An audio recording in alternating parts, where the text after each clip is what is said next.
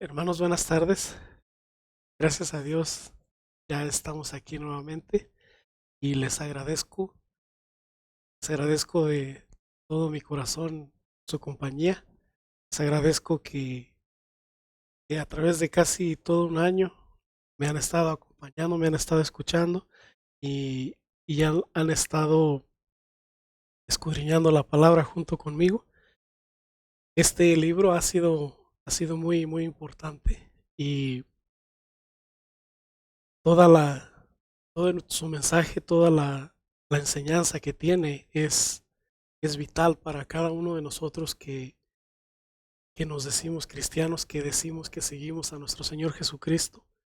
Y, y espero que en este término ya, en esta conclusión de este libro, hayamos podido aprender algo juntos, que hayamos podido fortalecer nuestra fe en el Señor y, y que entendamos que el propósito del Señor al darnos este libro fue motivarnos, fue fortalecer nuestro corazón, que a pesar de que haya pruebas, que a pesar de que haya dificultades, a pesar de que haya peligros aún que amenacen contra nuestra vida misma, que no temamos, que sepamos que Él está con nosotros y, y que hagamos realidad ese versículo que nos dice que en el amor no hay temor. Nosotros amamos a nuestro Señor y venga lo que venga en este mundo, lo que llegue a nuestra puerta, a nuestra familia o a nuestro ser, venga lo que venga, no estamos solos, el Señor está con nosotros y ese era el propósito de nuestro Señor al dejarnos este libro. Era el propósito para levantar los ánimos de nuestros hermanos que en aquellos primeros siglos eran perseguidos hasta la muerte, que eran torturados, que eran quemados, que eran pasados por la espada, que eran destrozados por las fieras y todo aquello. Este libro probó ser un gran aliento para ellos y en, en nuestro tiempo que el Señor nos puso en esta tierra, las cosas no han sido tan complicadas, no han sido tan peligrosas ni tan difíciles para nosotros. Hay hermanos en el Señor que en otros países sí sufren muchas cosas muy atroces, pero a nosotros Dios nos ha puesto en esta parte del mundo donde gracias a Él no sufrimos tanto, pero igual nos da aliento saber que en cada cosa, en cada prueba que nosotros enfrentamos, Él está ahí con nosotros. Y, y ya llegamos aquí a esta última parte, a esta última clase que tiene por título La venida de Cristo está cerca. Y es lo último de este libro. Como dirían los hombres de letras, es el epílogo. Y lo que encontramos aquí es tal vez lo más criticado, lo más calumniado, lo más ridiculizado y sin duda lo más cuestionado. No sé si en alguna ocasión ustedes se han encontrado con alguien a quien le están tratando de compartir el Evangelio y le mencionan la palabra, debemos estar listos porque el Señor viene pronto. Y casi es seguro, casi siempre responden eso, casi siempre responden lo mismo. Llevan más de 2000 años diciendo lo mismo. Y, y siempre encontramos esa resistencia, esa incredulidad de que, de que ya ha pasado mucho tiempo y se ha dicho lo mismo, de que el Señor viene pronto, que el Señor viene, que el Señor va a regresar. Endereza tu vida porque el Señor viene y no quieres tú morir sin su protección y siempre encontramos esa pared, esa negativa, esa resistencia. Siempre han dicho lo mismo y es hora que todavía no llega.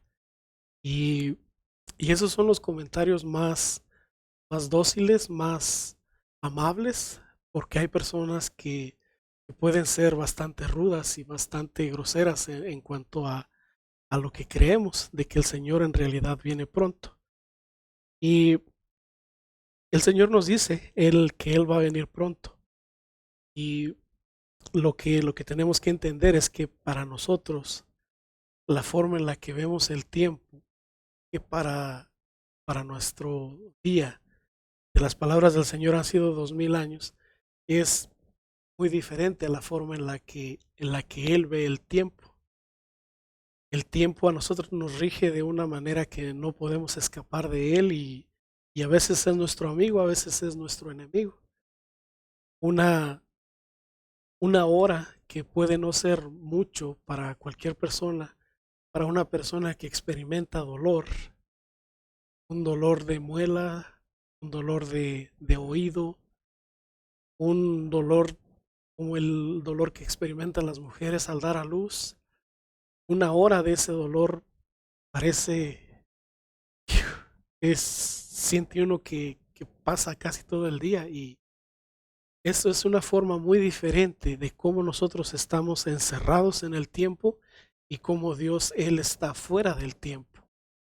Para Dios, un ser eterno, un ser que no está sujeto a las mismas leyes y a las mismas limitaciones que nosotros estamos, Él ve el tiempo y Él es ajeno a sus efectos, Él no está afectado por eso. Y en su, si podemos decir, en su tiempo, tal vez es pronto, tal vez Él acaba de ascender hoy y Él dice, ya mañana voy. Pueden ser para nosotros 3000 años o 400 o no sé cómo el Señor mida su tiempo. Él no, Él no está sujeto a eso. Él es un ser eterno. Él, desde antes del momento que creó a los ángeles, del momento que creó al ser humano, Él ya era eterno. Ya tenía una eternidad. Así que antes de nosotros. Y aun cuando nosotros dejáramos de existir, aun cuando los ángeles dejaran de existir, Él va a seguir siendo eterno después de ese punto. Entonces, es solamente un concepto de cómo ver el tiempo. Y para Él puede ser algo breve. Para nosotros puede ser algo muy, muy largo, que tarda mucho. Pero eso no le quita nuestra apreciación, nuestra forma de cómo apreciamos el tiempo. No le quita la verdad a estas palabras. Y ojalá que el hombre entendiera que es Dios el que está hablando aquí, que es Dios el que, el que está diciendo estas palabras.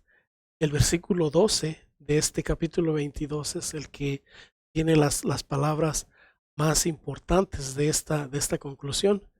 Que dice: "He aquí yo vengo pronto, y mi galardón conmigo, para recompensar a cada uno según sea su obra. Yo soy el Alfa y la Omega, el principio y el fin, el primero y el último".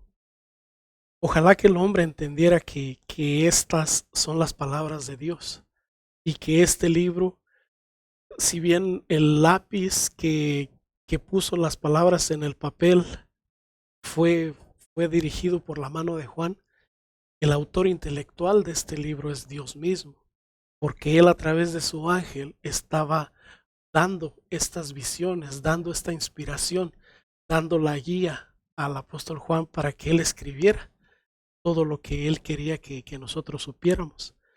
Y ojalá que el hombre pudiera entender esto, que es Dios el que está diciendo estas palabras. He aquí, yo vengo pronto. Pero pues ven cómo es el hombre. El hombre va a seguir siendo hombre y, y parece que no lo cree, especialmente en nuestra época que parece que los avances de la tecnología y de la ciencia y de la literatura, en vez de acercar más al hombre a Dios, parece que lo están empujando más lejos y no cree. El hombre quisiera reducir la eternidad y el poderío de Dios a su igual del hombre, a su existencia tan breve. quisiera poder reducir a Dios ahí para entenderlo, pero no, Dios es mucho más que todo este universo y que todos nosotros. Por eso, por eso tal vez no le podemos entender, por eso no podemos digerir completamente el concepto de la persona de Dios. Y, y pues es esta la intención del Señor, que nosotros mantengamos en mente, que mantengamos en nuestro corazón ese pensamiento de que el Señor viene y de que debemos de prepararnos, debemos de madurar, debemos de crecer para estar listos y para estar preparados para cuando Él venga. Y pues vamos a entrar a estos versículos, a estos últimos versículos. Vamos a empezar a leer del versículo capítulo 22, del versículo 6 en adelante. Dice, y me dijo, estas palabras son fieles y verdaderas. Estas son las palabras del ángel que le está dando las visiones, que le está dando la inspiración a Juan, que está corroborando que, que es Dios el que le da a él el mensaje para Juan. Dice, y el Señor, el Dios de los espíritus de los profetas, ha enviado a su ángel para mostrar a sus siervos las cosas que deben de suceder pronto. Entonces, este ángel está confirmando la autenticidad de las palabras que se están escribiendo, el carácter genuino de esta revelación que Juan está recibiendo. Al mencionar el Dios de los profetas, de los espíritus de los profetas, está, está dando ese respaldo de que el mismo Dios que le dio a Moisés todas esas palabras de la ley, toda esa guianza, el mismo Dios que le dio al profeta Isaías, al profeta Ezequiel, al profeta Daniel, a todos los profetas que conocemos del Antiguo Testamento, ese Dios que a ellos les dio la inspiración, que a ellos les dio las visiones, es el mismo que le está dando a él esta información, estas palabras que Juan necesita escribir. Y por eso es que podemos descansar en la autenticidad de todas estas palabras que él está dictando, que él está dando al apóstol Juan. Podemos, podemos descansar seguros de que la inspiración es de Dios, de que Él está dando esto para el hombre, para su pueblo, y así estar confiados de que su palabra es la que nos está guiando. Dice, he aquí, vengo pronto. Bienaventurado el que guarda las palabras de la profecía de este libro. En un principio, cuando leímos en el capítulo 1, la bienaventuranza que menciona se aplicaba a quienes leían y escuchaban las palabras de este libro, que eso los hace a todos ustedes, hermanos, bienaventurados por escucharlos. Y esta última bienaventuranza, que es una de las más importantes, se les va a aplicar cuando todo lo que han aprendido lo guarden y lo apliquen a su vida. Dice, bienaventurado el que guarda las palabras de la profecía de este libro. Entonces, si quieren también recibir esta bienaventuranza, si quieren que sea parte efectiva en su vida, hay que guardar estas enseñanzas, hay que guardar esta palabra para que pueda ser efectiva en su vida. Dice, yo Juan soy el que oyó y vio estas cosas. Y después que las hube oído y visto, me postré para adorar a los pies del ángel que me mostraba estas cosas.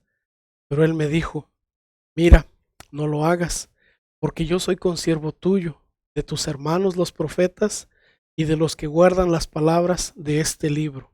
Adora a Dios. El compartir tiempo con este ser espiritual, el compartir tiempo viendo el trono de Dios, viendo al Señor Jesús sentado en su trono y, y estar ahí, parece que lo aturdió un poco, lo confundió un poco, que que no se estaba dando cuenta ante quiénes se estaba hincando, y dice que quiso adorarle, pero el ángel que mantuvo su posición, que entiende su posición y sabe lo que tiene que hacer, lo, le, pre- le- no le permitió que lo adorara. Él le dijo, es a Dios a quien tienes que adorar. Y, y fue muy claro en decirle, yo soy igual que tú. Tú y yo servimos al mismo Dios. Por eso no me puedes adorar a mí. Y algo que también alcanza hasta nosotros, dice, yo soy consiervo tuyo, de tus hermanos los profetas y de los que guardan las palabras de este libro. O sea que todo cristiano fiel, todo cristiano que se apega a guardar la enseñanza del Señor, dice, es también como yo, es un siervo del Señor. Y por eso no puedes adorarme a mí, tienes que adorar a Dios, a quien yo también adoro. Y, ya como para cerrar este paréntesis, él le dijo, no selles todo esto que te estoy diciendo, porque el tiempo está cerca.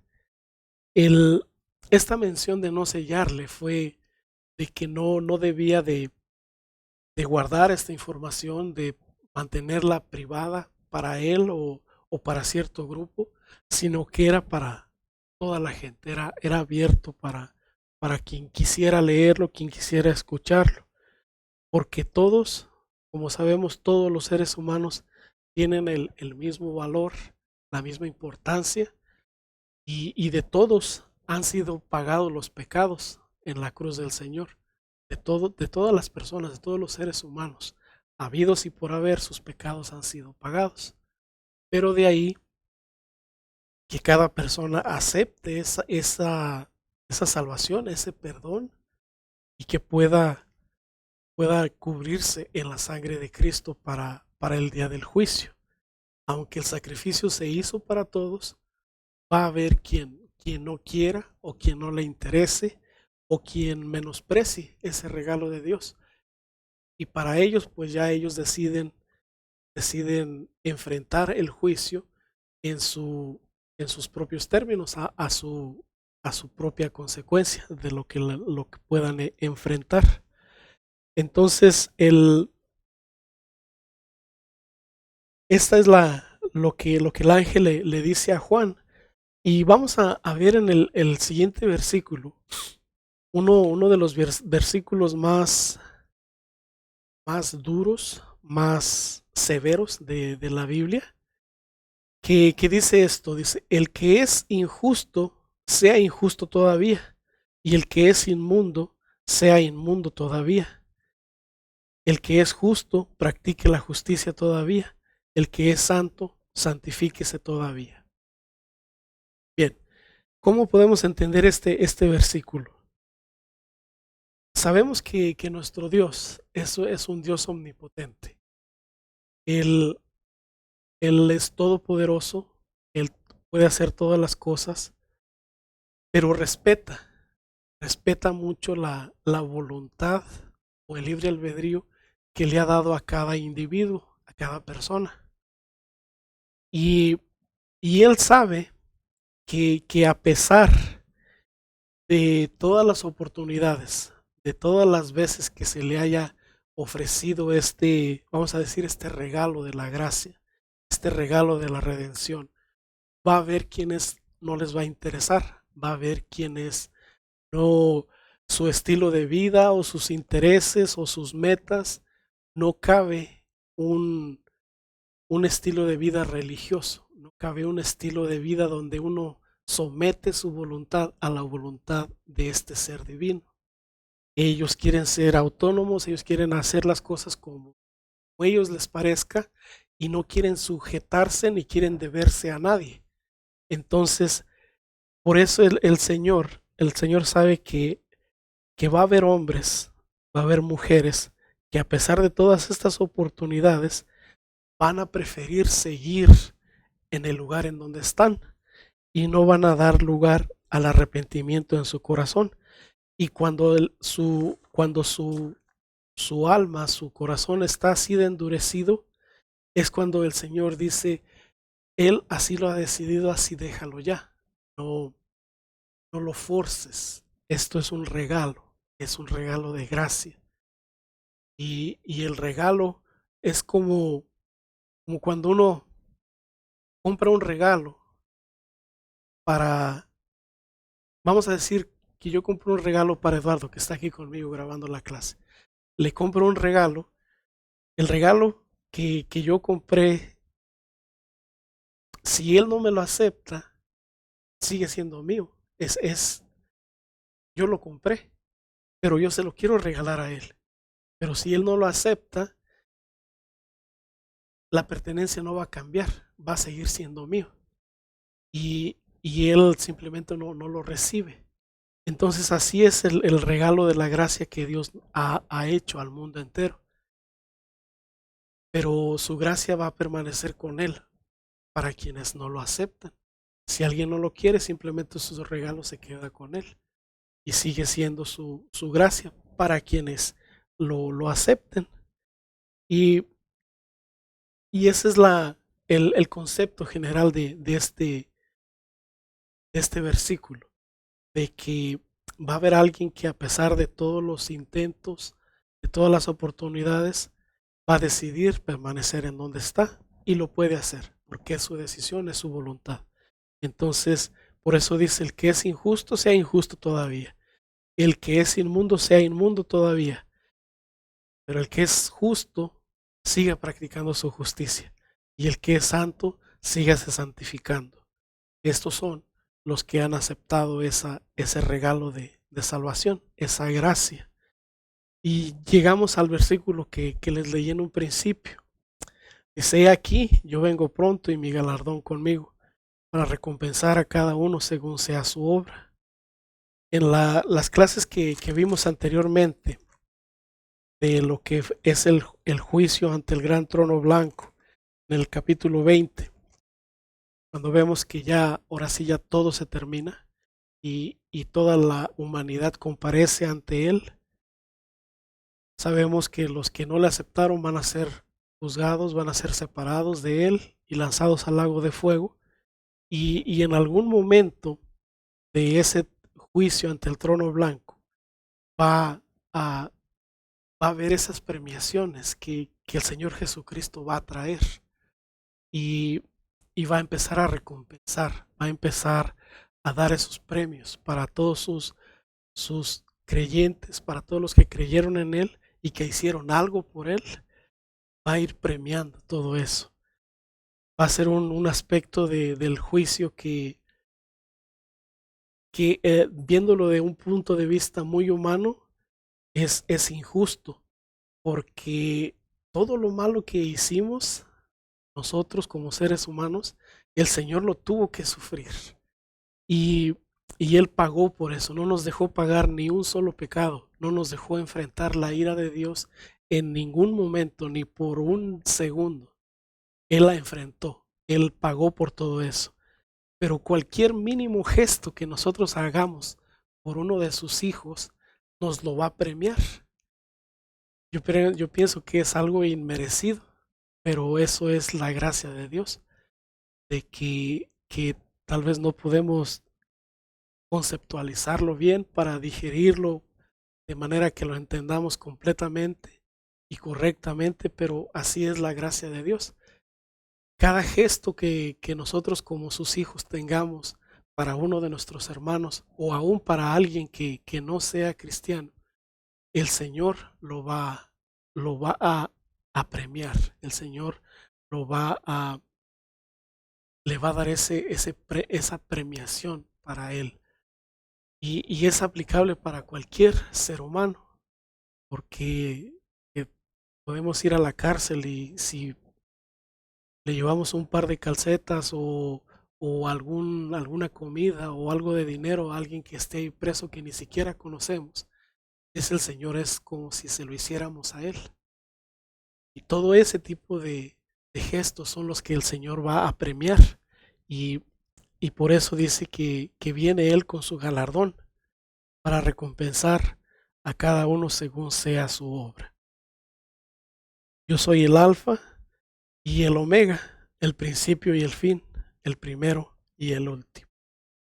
Bienaventurados los que lavan sus ropas para tener derecho al árbol de la vida y para entrar por las puertas en la ciudad.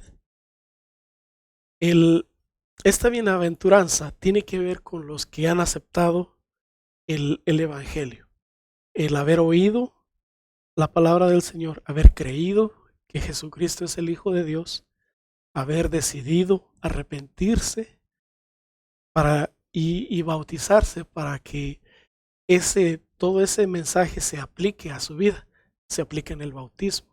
Ahí es cuando las ropas se lavan, ahí es cuando se justifica, ahí es cuando se santifica a la persona. Y eso es lo que te da derecho a poder comer del árbol de la vida. Es lo que te inscribe en el libro de la vida y es lo que te da derecho ahora de comer del árbol de la vida. Y también te da entrada a la ciudad que Él ha preparado para nosotros, la Santa Jerusalén. Y dice, mas los perros estarán fuera, y los hechiceros, los fornicarios, los homicidas, los idólatras, y todo aquel que ama y hace mentira. A mí me llama mucho la atención que mencione aquí los perros. Todos sabemos que el Evangelio, el mensaje de salvación, no se aplica a los animales. No es aplicable para ninguna otra creación que no sea el ser humano, ni para plantas, ni para animales, ni para peces, ni para nadie más, nada más, sino solamente para el ser humano, que tiene la imagen de Dios en su ser, en la forma en la que fue creado. Y desde esta forma, a mí me llama la atención de que se haga una comparación de los hombres que decidieron no aceptar su mensaje con los perros. Dice, los perros estarán fuera, y como que elabora más, los hechiceros, los fornicarios, los homicidas, los idólatras, son todas las personas que decidieron permanecer en el pecado. Pero me gustaría entender un poquito más por qué hace esta mención de los perros.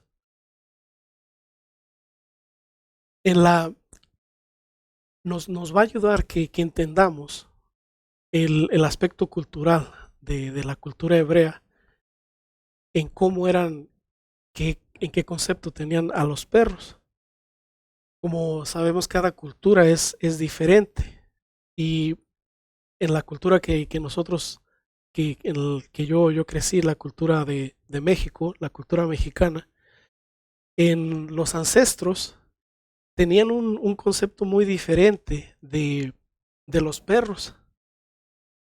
Los perros son bien queridos en México, son bien cuidados, aunque a veces sí tienen vidas difíciles, pero por lo general son apreciados, son amados. Y hay una diferencia muy grande entre la cultura mexicana y la cultura hebrea en cuanto a cómo ven, cómo contemplan a los perros. Y una película que Disney produjo hace algunos años ya, algunos 3 o 4 años, se llama la película Coco. En esa película hace le ayuda a la gente a entender un poquito el concepto de cómo la cultura mexicana visualiza a los perros.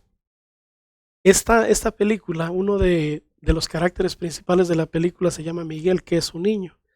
Y tras morir o pasar el umbral de entre los vivos y los muertos, se encuentra con un perrito que tenía, que se llama Dante.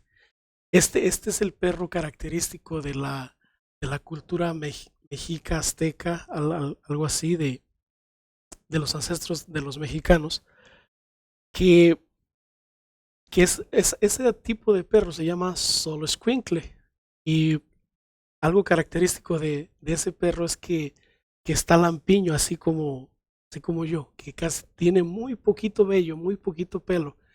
Desde la punta de las orejas hasta la punta de la cola es casi lampiño, casi no tiene nada de pelo. Y este perro era venerado, era considerado casi como un semidios, porque era la contraparte del dios Sol. En la contraparte del dios Sol era Xolotl, y este dios Sol era quien supuestamente había dado esta raza de perros a los hombres para que los guiaran en el paso de los vivos a los muertos, del inframundo, entre ese paso. Ese perro era su guía. Y por eso es que en la película de Disney, de Coco, vemos que ese perrito le está ayudando siempre a Miguel a encontrar a sus familiares que están ya en el lugar de los muertos. Y, son queridos, son apreciados. Y como les he querido explicar, en los ancestros eran venerados esos perros, veneraban a ese tipo de perros. Y es una forma muy diferente de cómo la cultura hebrea consideraba a los perros.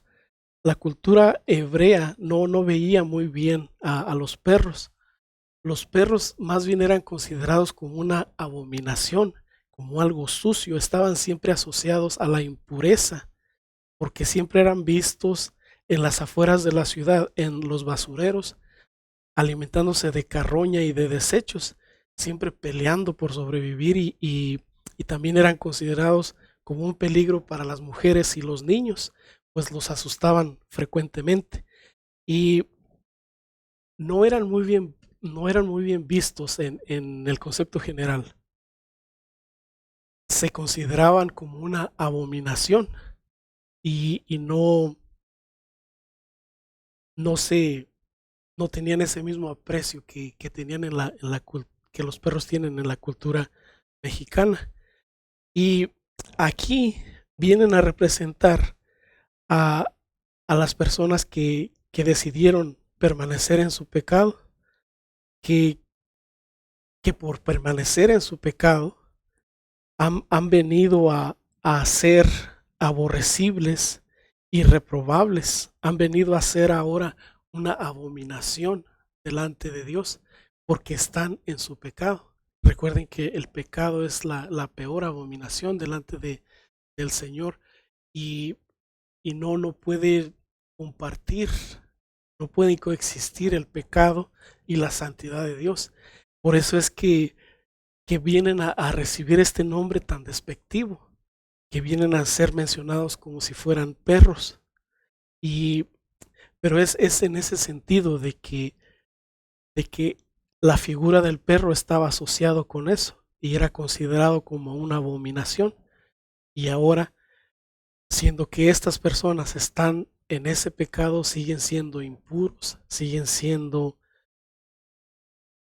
aborrecibles. El pecado es algo aborrecible delante de Dios. Es algo tan serio que tal vez nosotros no podemos entender.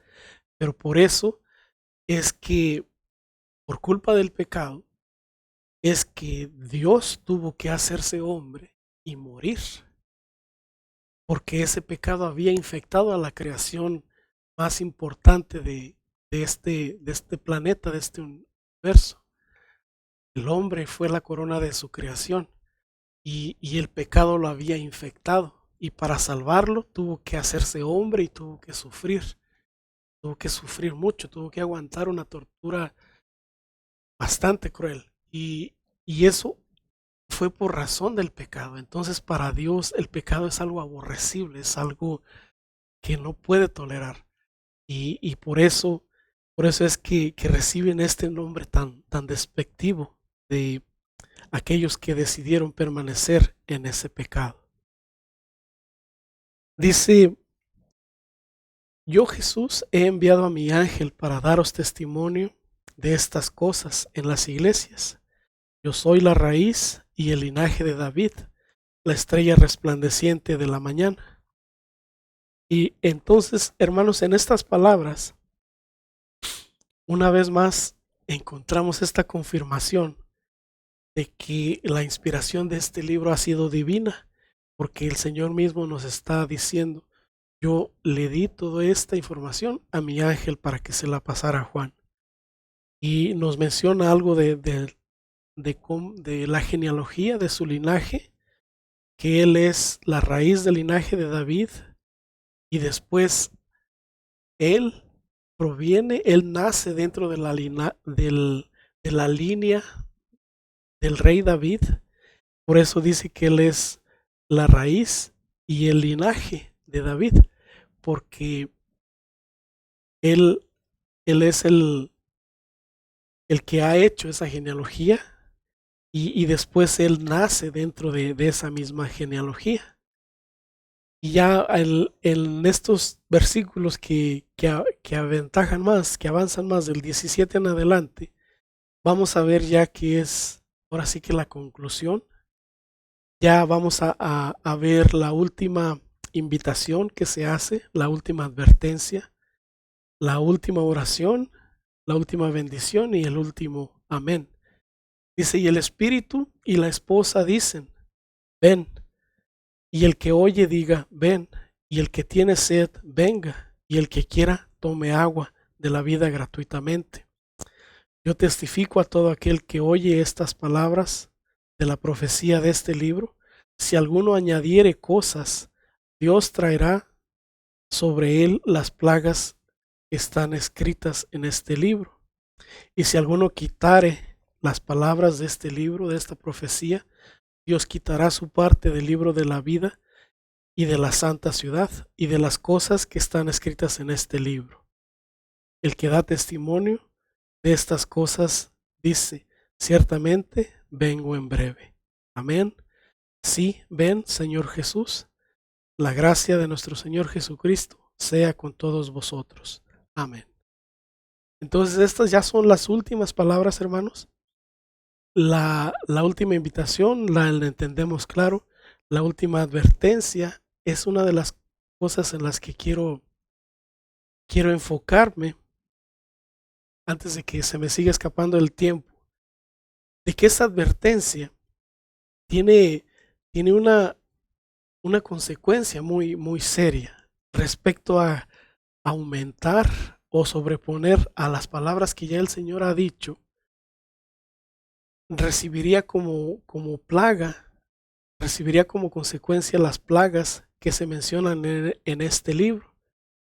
Y es importante entender que las palabras que el Señor ha inspirado para que nosotros las tengamos aquí es el mensaje que Él quiere que entendamos, es el medio que Dios tiene hoy en día para dar a conocer su mensaje de salvación. Y si se le aumenta o si se le quita, se le mutila, el propósito de este mensaje ya no se va a cumplir, ya no se va a cumplir y las personas se van a perder a consecuencia de esto. Entonces, de ahí la importancia de mantener la fidelidad de este texto y de entender que así se debe de mantener, que así se debe de respetar para que su propósito se cumpla y que podamos gozar, que podamos recibir esa gran bendición que Él promete aquí en su palabra, que es su salvación. Entonces, hermanos, les agradezco enormemente que hasta este momento me hayan acompañado. Yo espero que su fe o la mía se haya fortalecido y que su amor por el Señor se haya acrecentado, haya madurado y que ayude a fortalecer su decisión de permanecer en el Señor. Hay muchas cosas, hay muchas tentaciones, hay muchas facilidades de alejarnos de la iglesia, pero Recuerden, hermanos, que alejarnos de la iglesia es alejarnos del Señor. Y Él no quiere eso. Él quiere mantener a su familia dentro del círculo de protección que Él nos tiene ahorita. Y no quiere que ninguno de nosotros nos alejemos y nos perdamos. Su palabra es clara. Él tiene todas estas promesas y todos estos regalos que tiene preparados para nosotros, si permanecemos y si vencemos. Si, si decidimos menospreciarlo y rechazarle y alejarnos, Él no nos va a obligar a que regresemos, pero sí, sin duda le va a entristecer bastante. Pero no vale la pena, hermanos. No, ninguna cantidad de dinero, ninguna persona, ninguna carrera, ningún título, ningún privilegio que podamos encontrar en este mundo se compara con las cosas que el Señor tiene preparados para nosotros. Entonces yo quiero invitarles a que sigamos esforzándonos, a que permanezcamos en esa lucha, permanezcamos en esa batalla, para, si bien nuestro tiempo se termine o el Señor venga, que estemos preparados y que estemos fortalecidos esperándole a Él. Entonces, hermanos, me voy a despedir y, y espero haber podido ayudarles un poquito a que su fe en el Señor, nuestro Señor, haya crecido. Que Dios les bendiga, hermanos.